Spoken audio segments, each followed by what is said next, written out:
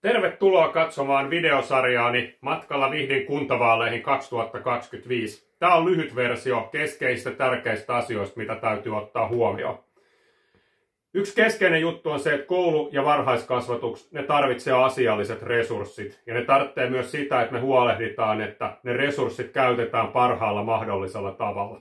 Ja hei, Vihti on tosi laaja kunta. Se tarkoittaa nimenomaan laaja koulukuljetuskunta. Tuo on tosi tärkeä prioriteetti. Se on monen perheen arjessa tosi tärkeä.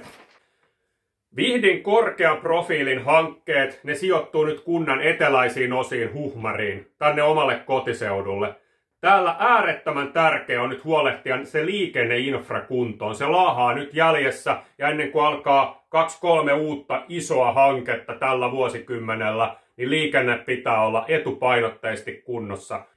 Kaikkien tämän eteläosien kehittämisen lisäksi meidän on tosi tärkeä huolehtia nyt viimein siitä, että Kirkonkylän, Raitin ja Nummelan keskustan elävyys ja elävöittäminen saadaan ihan uudelle tolalle. Siellä tarvitaan pienyrittämisen mahdollisuutta, tarvitaan sellaista ympäristöä, mitä tullaan muualtakin katsomaan Vihtiin.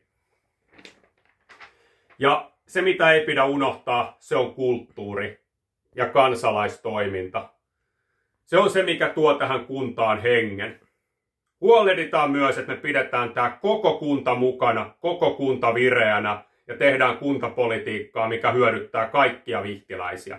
Ja se, mikä kuntapolitiikassa on tärkeää, että poliitikot puhaltaa yhteen hiileen yhteisen Vihdin eteen. Hyvää matkaa vaaleihin ja katsokaa näitä seuraavia videoita, siellä tulee tarkempaa.